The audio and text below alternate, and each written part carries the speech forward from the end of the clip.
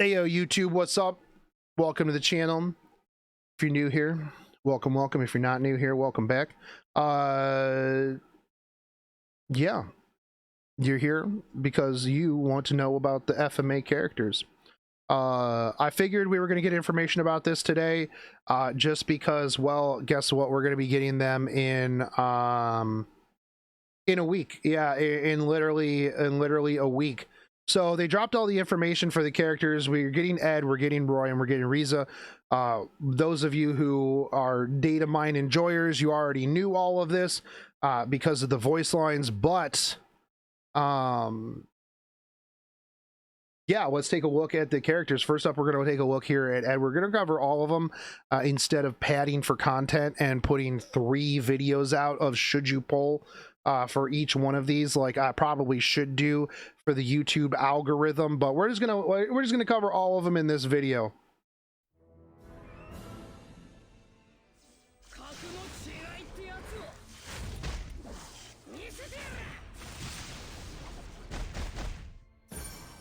Okay, so first off, that S3 is pretty sweet. I really like that S3. Looks really good. Also, why does this not just auto to highest quality here? It really gets on my nerves. Like, I really want to force the quality up there. But also, Fire Warrior, why? Like, I guess I kind of understand because he's got a red jacket on, but that didn't matter with Taeyu, right? Fire Warrior could have been something else. We got a lot of Fire Warriors, right? But it is what it is. The S3 looks super sweet though. I'm a big fan of the S3 here. Okay, so we're gonna get some talking. Emotional complex about being shorter. I really like his lobby animation here. Really cool animation for the lobby. I feel like they really went all out on the animations and everything like that for this collab when it comes to like the S3s, when it comes to like the lobby animations. I think that they did a really good job on this so far. Okay, hero introduction. This is what we want. Edward Elrick is a 5-star. Okay, so 117 speed. So for a warrior, this boy is kind of zoomy. Has really high base health here. Effect resist imprint and 16.8% critical hit chance self imprint. Now, in my opinion, critical hit chance self imprint is one of the most important imprints in the entire game, short of like speed for team. But I don't think we don't have anything that's speed self imprint. I don't think so. Yeah, I don't think so. But critical hit chance imprint is huge because the amount of gear score value that you get out of critical hit chance imprint versus things like, you know, attack imprint or HP imprint or FRES imprint, this is so much more value, because meaning that like once you can cap out your critical hit chance, you have a lot more alternative things. Like, so the gear score that you get from this is huge. Not only that, but you're going to want to pull multiple. You're probably going to pull multiple copies of it because, well, his artifact is actually disgusting. He has very balanced stats and can increase his critical hit chance through his imprint concentration. All right, so skill introduction. Let's go. After being attacked, when the caster has a debuff, dispels 1 debuff and activate Rise. Epic Rise, boys. We are rising. Can only be activated once per turn. Attacks all enemies with ground thorns, dispelling 1 buff and inflicting a random debuff for 2 turns. Damage dealt increases proportional to the caster's max health. This is going to be decreased attack, decreased hit chance, provoke, silence, or restrict. All of these really solid. I'll say silence and provoke, probably the 2 absolute best things out of this, right? Like, if you hit silence after you get like hit by like a Payra or, you know, a Ran or something like that, Dude, that's going to be actually huge. Like, that is going to be insane. Like, you just go, boom, dispel your immunity, bam, silence, bam, provoke. That's going to be really big at disruption. So I'm really enjoying this. I think that this could be huge. Even decreased attack, really, or decreased hit chance. Like, all of these debuffs that you can slap on people are good. There's like no bad debuff there, right? Obviously some are better than others, but it is what it is. I mean, not only that, but you're doing a bunch of damage too, so this is really cool. Equivalent exchange. After being attacked, when the caster has a debuff, dispels one debuff and activates Rise. Can only be activated once per turn. Rise attacks all enemies with ground thorns, dispelling one buff and inflicting a random debuff for 2 turns. Damage dealt increases. So as you can see here, right, they're using Peyra as the example here. So in terms of restriction, or in terms of order of operations, right? So he's going to get rid of one of the debuffs. He gets rid of restrict because it's the furthest to the left. Proportional to the caster's max health. And then he counters here, putting provoke onto the Dilibet. Now this isn't going to really matter because obviously, like, the Dilibet's gonna do Dilibet things, but does get like attack down on a lot of these.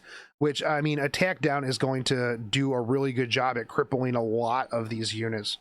The random debuff can be one of the following: decreased attack, decreased hit chance, provoke, silence, or restrict. Skill 3. I'll show you our difference. All right, so this is the S3. Together with Alphonse, and increases the combat readiness of the caster by 50%. When the enemy is not 4-turn cooldown. Monster, damage sharing effects. I like the 10 soul 2-turn cooldown, meaning that you're going to be able to cycle this like really fast, right? And with 50% combat readiness increase, that's going to be actually huge as well. Damage based on health scaling here, so he's going to be a health scaling warrior bruiser. Damage dealt increases every time the skill's used. It stacks up to 3 times. He is going to be zooming. He's like 117 base speed, right?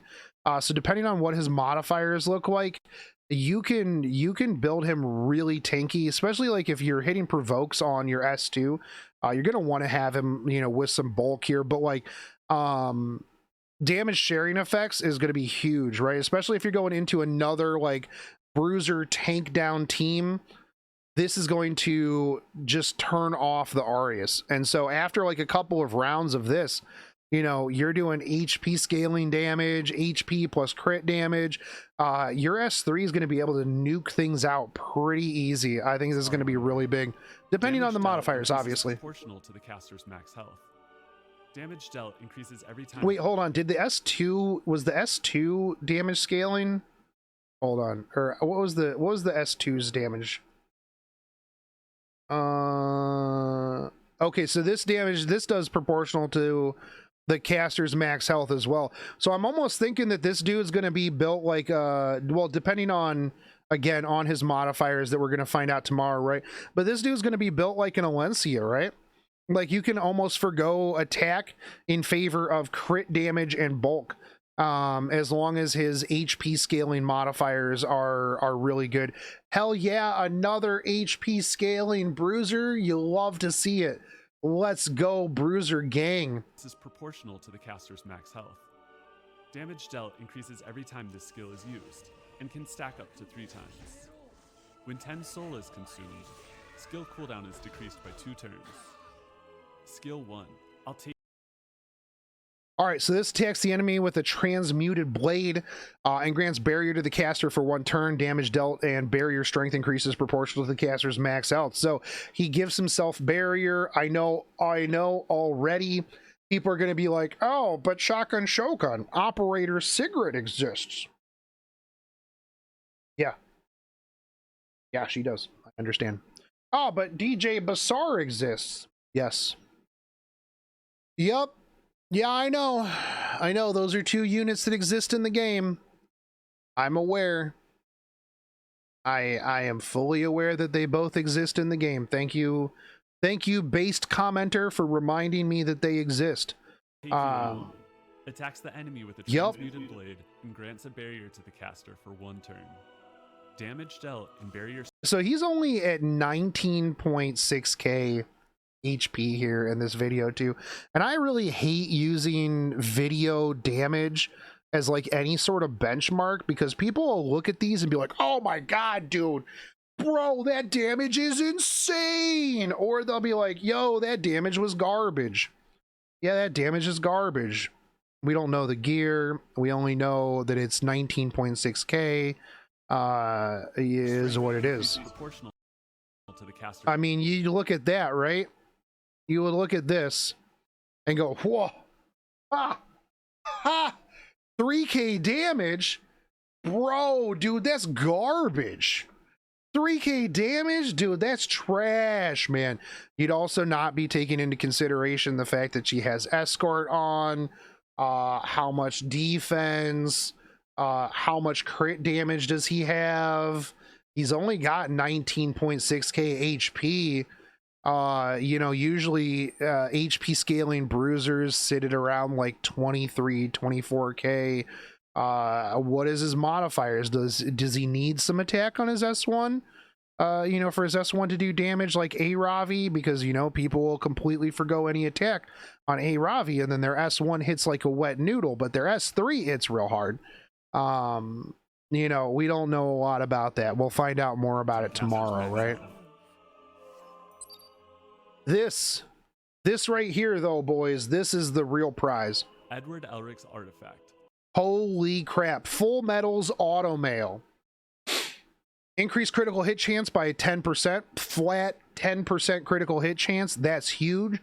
But after an extra attack, increased critical hit damage by 8% and speed by 8%. Stacks up to 4 times.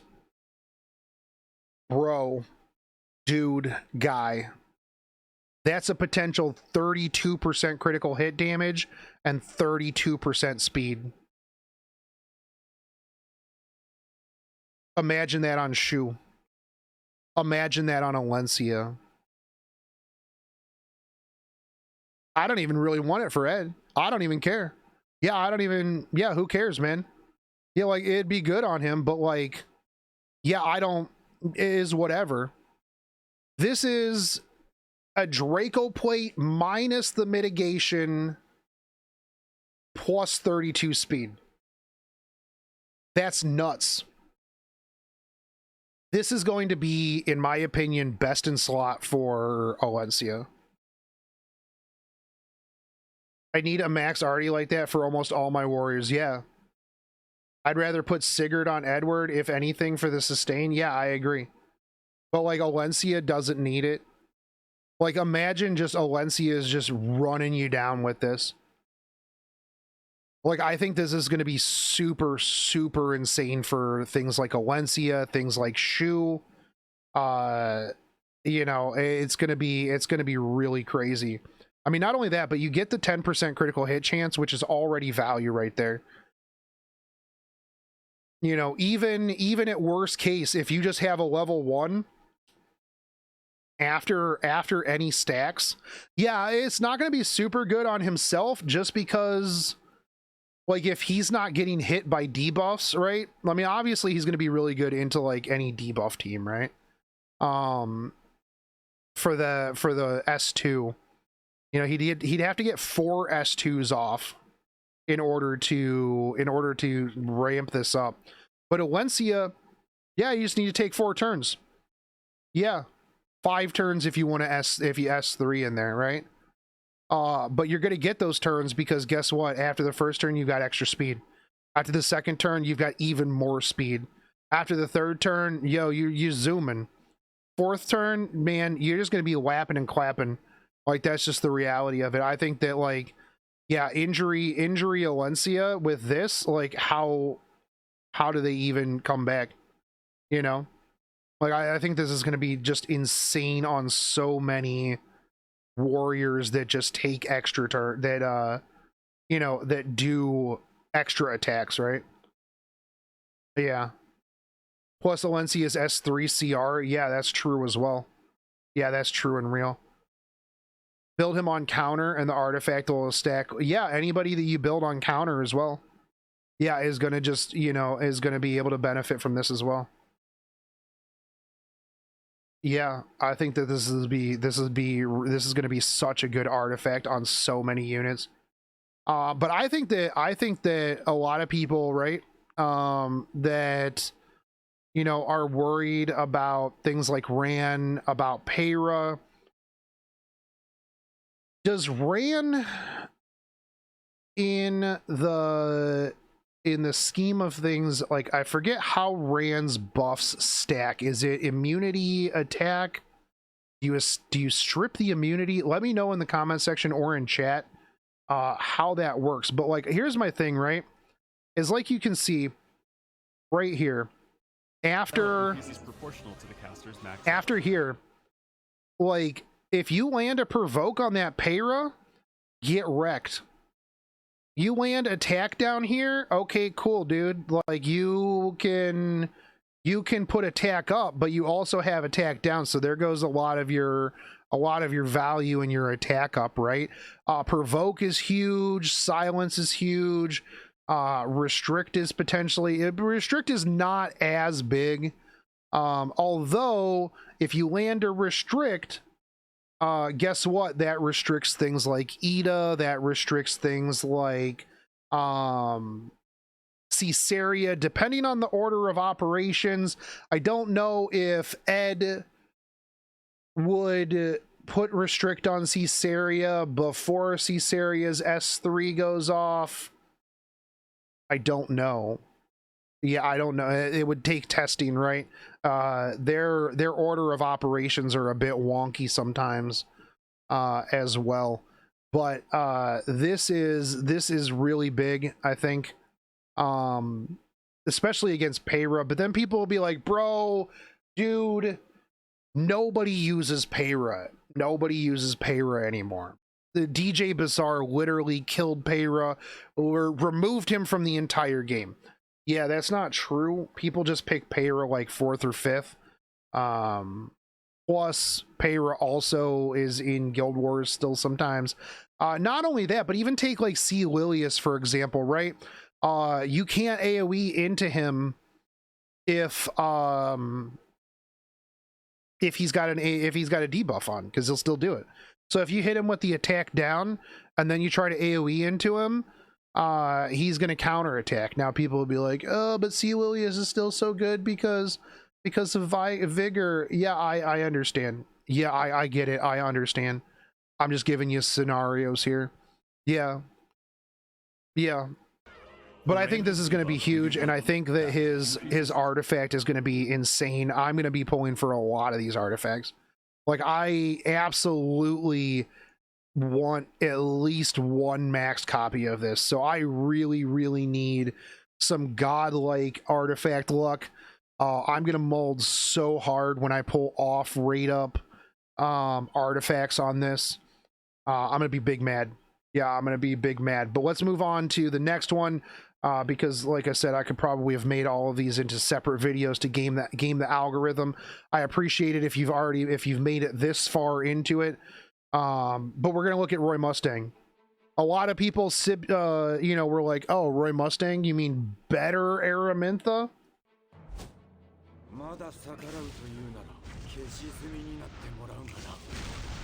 Yo, I'm gonna be real, like, these S3s are pretty sweet. Like, they did really well on these S3s, man. Hold on, I gotta force this into 480p YouTube. Come on, man. Come on, man. Let's look at that again in not 480p. It looked good in 480p. You know, that's what I'm saying, man. I can't wait to see these in HD in game.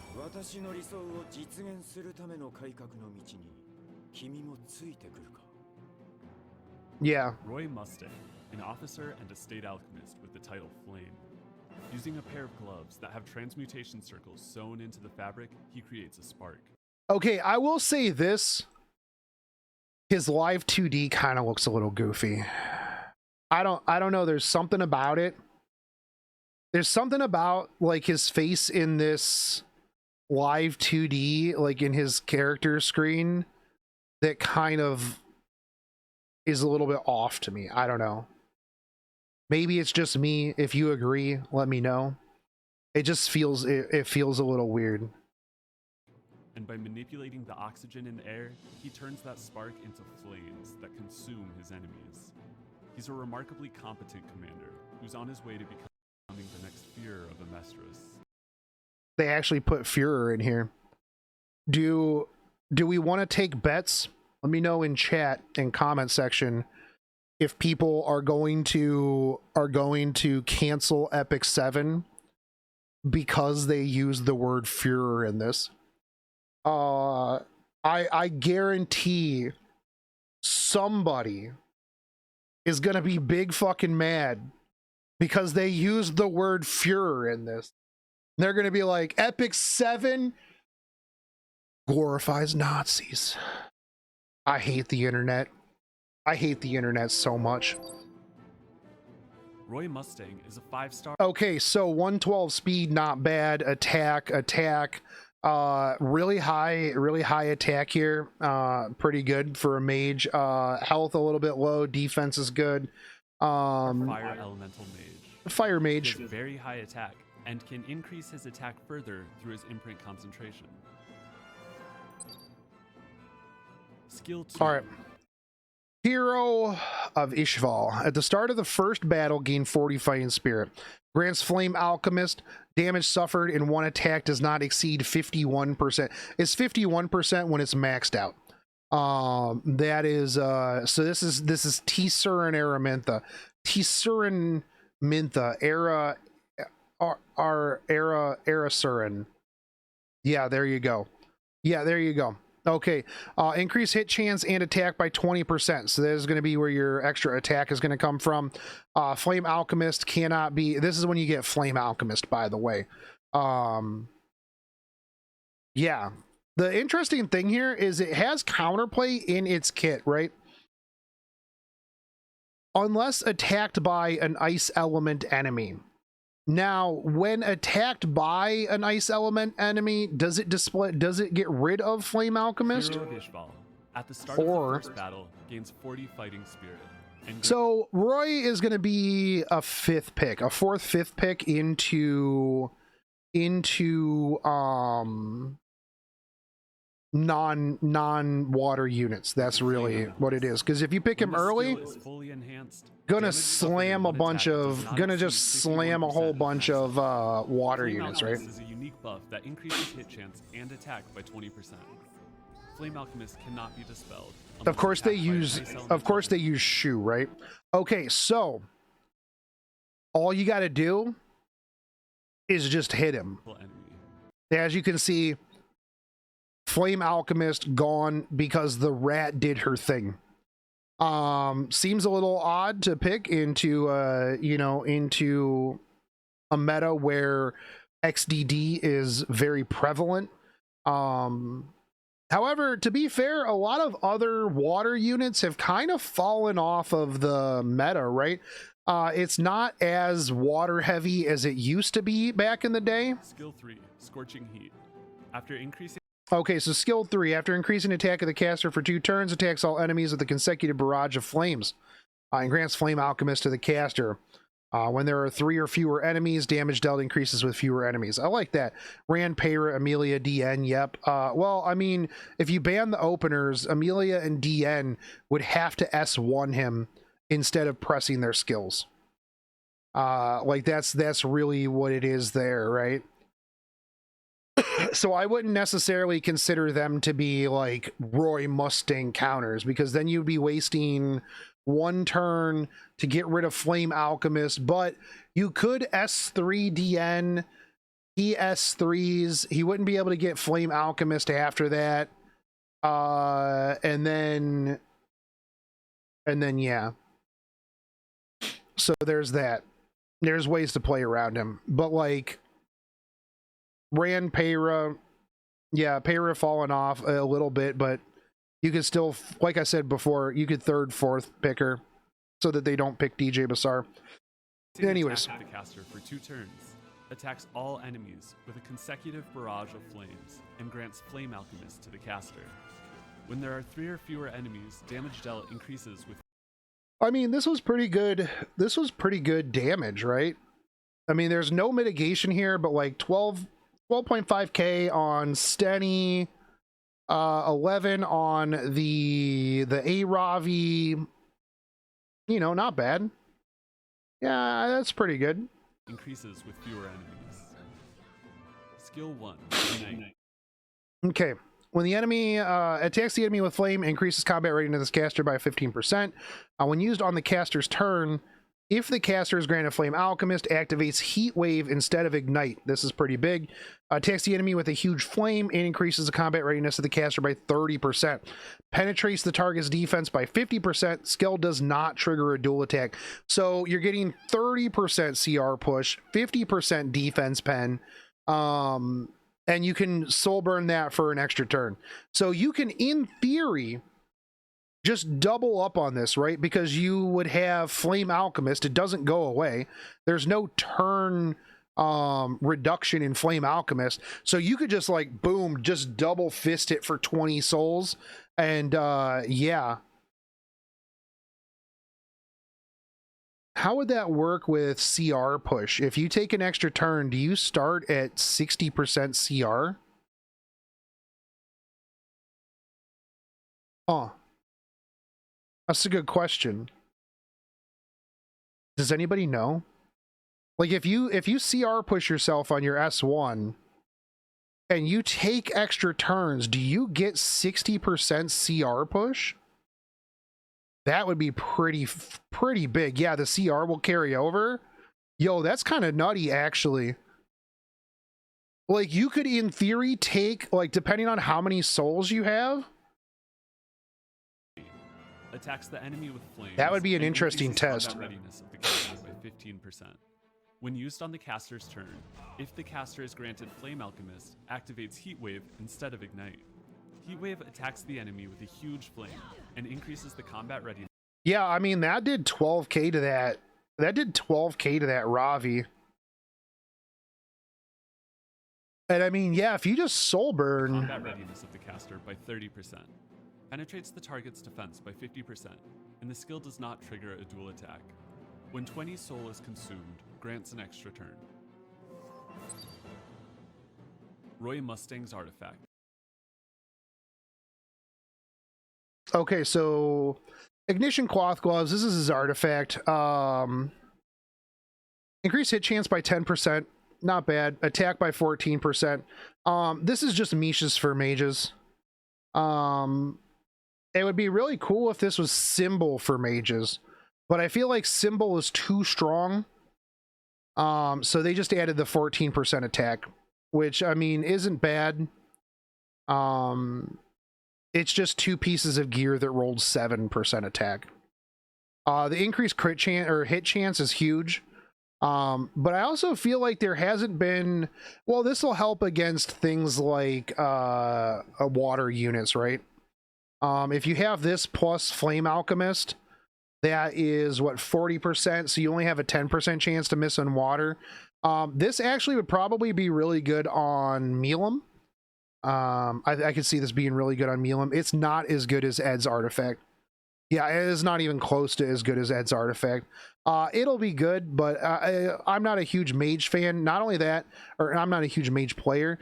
The thing is mages have so many good artifacts that it's like when they release a new mage artifact, it's like, oh, do I use this over Crown or Book or Fairy Tale or, you know, a whole bunch of other things, right? That's the problem with mage artifacts, is there's mage artifacts that are just so good, and most of the time it's Book. Whereas warriors, you have so few just Giga Chad artifacts that like you kind of have to like if they release another artifact, you're like, oh my god, this artifact's so good. Not only that, but there's so many warriors that need different things. That I think that's the problem. So this is what it ever. I'm really interested to see how he works out. I think he's going to be good. I think he's very, very just DPS mage, right?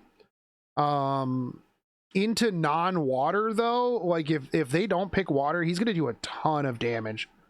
Like he's just gonna have Flame Alchemist up all the time.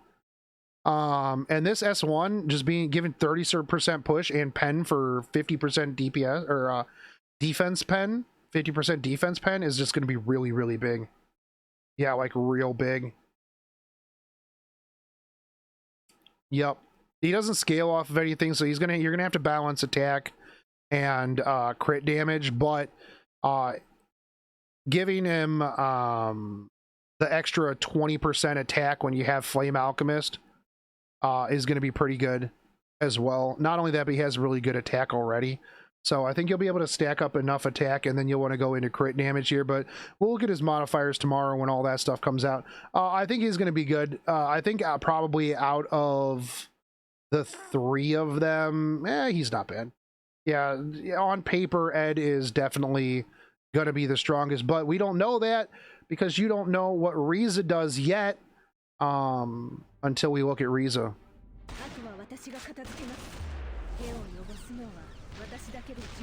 For Riza. Ice Ranger. This is going to be the free unit, by the way. You're going to be able to get her for free, which I think is pretty cool because we're going to get a 5-star for freezies.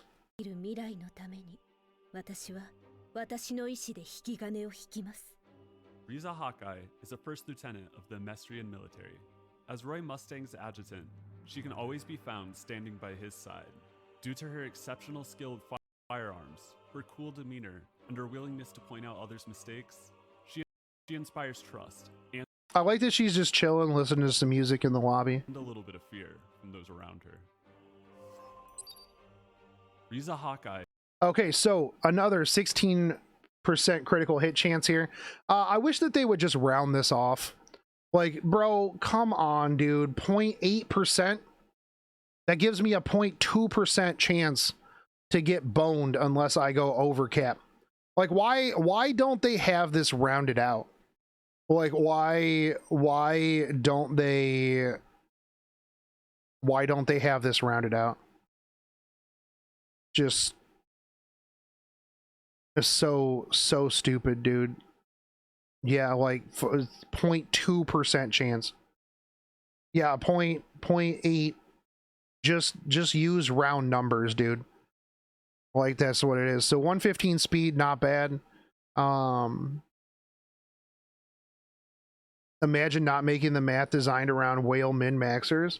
I mean, where are you getting 0.2% critical hit chance from? Like that's the reality. Where are you picking up that 0.2% critical hit chance from? Another imprint, maybe. That's about it. Because everything else in the game is rounded out. Overall normal stats, effectiveness is going to be 30% here. Karen's team imprint, yeah, from another imprint. Yeah, I don't want another imprint. 5-star Ice Elemental Ranger. She has high effectiveness and can increase her critical hit chance through imprint concentration. Skill 2. Okay, so devoted support. So she's going to be a support ranger, by the way. The foremost ally, when the foremost ally is attacked by a single attack, decreases the damage suffered by 30%. So you're going to be giving a proof of valor to whoever's in the front. This is going to be really good too, because this doesn't stack, or this is proof of valor without reducing your other proof of valor. Does this stack with SSB's damage sharing? How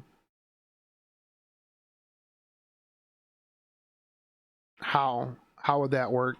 If you put SSB in the front, then she wouldn't have damage sharing. It wouldn't be, the damage share isn't a single attack. So the first ally has to be attacked by a single target. Yeah. Does SSB get the damage sharing if she is on the side?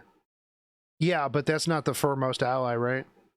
She would still get the, it's literally whoever's in the front in that tank spot, like in the far front. So it wouldn't be the foremost ally. No, it wouldn't do damage reduction from SSB's splash damage. Yeah, no, because it would have to be, it's from an attack. SSB's splash damage is basically treated as extra damage. So it wouldn't trigger this at all. Yeah, no. Yeah, so it's not gonna do 30% of the 30% splash over. So yeah. And if you put SSB in the very front slot, then she doesn't do splash damage anyways. So it's just the unit that's in the front slot. Now here's my question. Devoted support, if the person in the very front dies, no, yeah, because it would just be the foremost ally. I wonder if it would count the two side ones if the front one died and then she was still in the back.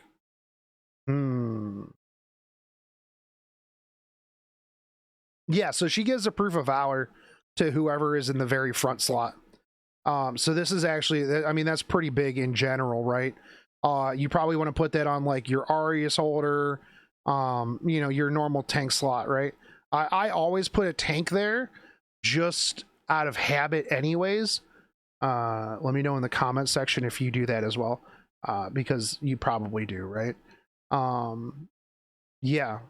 I wonder about her interaction with Neko Armin. I think it would be interesting. Just super giga juice the person in the front. Yeah, it would be pretty neat. But anyways, when more than one damage reduction is granted, only the strongest is applied. When the foremost ally's health is 50% or lower after being attacked, dispel all debuffs from the foremost ally and the caster and grants Hawkeye to the caster for 2 turns. Dispelling debuffs and Hawkeye's effects can only be activated once every 3 turns. This is going to increase her speed and critical hit damage by 30%. When more than one damage reduction effect is granted, only the strongest effect is applied.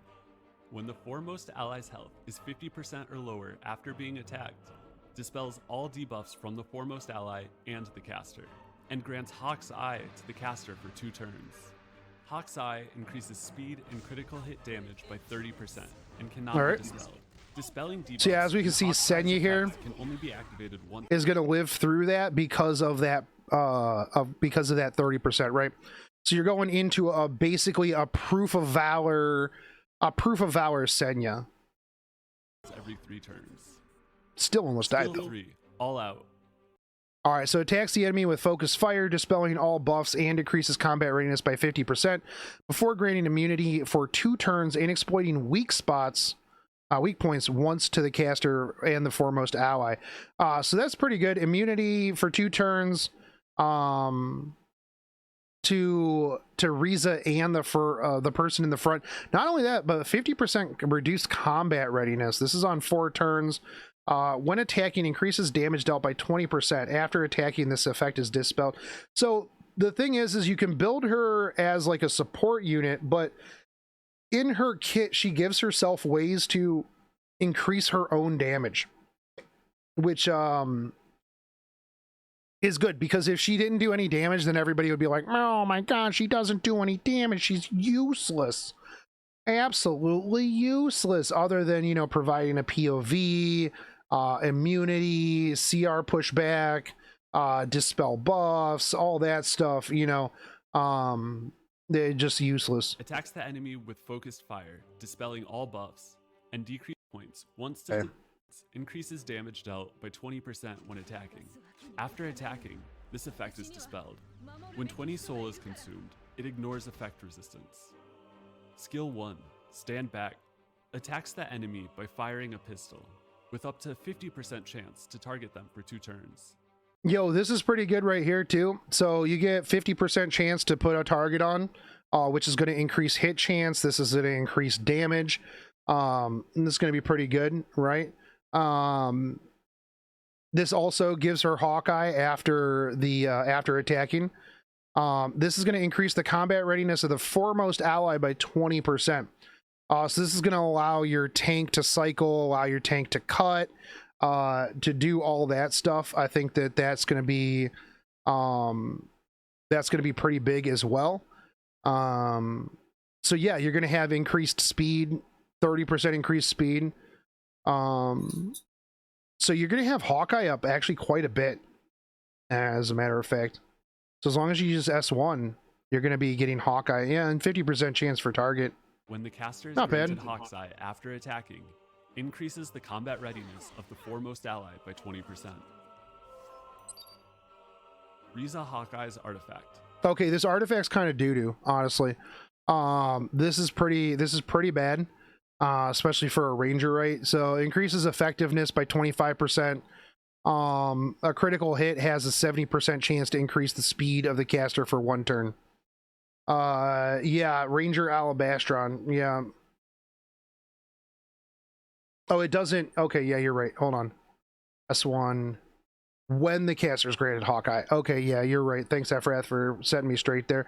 Somebody who didn't watch the next like minute before they commented is probably going to be like, Shogun, you're dumb and you don't know how to read. And I'm going to be like, look, man, it's 7:45 in the morning. Not that I could read or wasn't dumb later in the afternoon as well. But yeah, no, you're right. When the caster's granted Hawkeye after attacking. Okay. Okay, yeah. So I mean, as long as she's got Hawkeye, I think that'll be good. So as long as your front tank takes enough damage, and you get Hawkeye, but this artifact's kind of doo-doo. As soon as I saw this, I was like, oh, this is gonna be the free unit. You'll get it for free. It's not. I can't see who you would use this on. I guess if you wanted to use this on her just for more speed cycling, it is what it is, but free artifact. I think overall that she's going to be usable, especially for a free unit. I think that's really big. They actually made a unit that's free, that is reasonable and actually pretty strong, honestly. Like, I think just providing a proof of valor to your front target is huge value. Like, I think that's really big value, honestly. Like, I think that's that's fine. And yeah, I think reasonable. Yeah, 100%. So no, I think it's good. Yeah, I think it's fine. I think she'll be but she's kind of flimsy for an effect like that. I mean, she's not taking any damage. And you could just build her, thick and supporty. Like, I think that unless they focus her down, and if they're focusing her down to get rid of the POV on the front unit, she's providing support by allowing the rest of your team to take turns and not be focused down, right? So I think that's like the big thing with her. Yeah, I think that she's good. I think that she's pretty all right. Yeah, not bad overall. I really think, though, at the end of the day, Ed is the one that wins. Like, if I had to pick a winner, it's going to be Ed and his artifact. Oh, yeah, for a free unit, she's solid. I mean, a lot of the free units that we get with collabs and stuff like that are just not really good or usable. Everybody forgets how good Xeno is. That's the last free 5-star I think we've gotten, right? And Xeno is literally a god. Wait, was Shuna 5-star? I thought Shuna was 4-star. Shu not gonna get any use out of my account. Is what it is. But yeah, I think that she's serviceable. Like, what I'm really hoping for is a good story, honestly. Like, I hope we don't get ReZero, and for God's sake, please, can we not get a frickin' side story where they just make food? Can we get a side story where they don't make food? That's what I'm hoping for.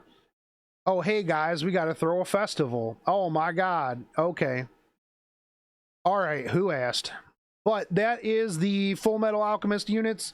We'll go over all their modifiers and stuff like that tomorrow when the data mines and stuff like that come out. But who do you think the winner is? It's Ed. I know, I understand. As always, if you guys like this content, like, face, subscribe, comment down below. Let's get those subscribe numbers up. I think like last time I checked, it was like 52% of you aren't subscribed. And even less of you have hit the notification bell. And if you want to watch me live stream, and you were here for the live stream, if you weren't here for the live stream, I stream sporadically over on twitch.tv.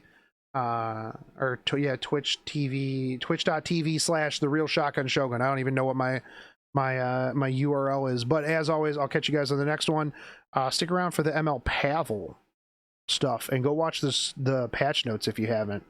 And I'll catch you guys later. Take it easy, homies. Peace out.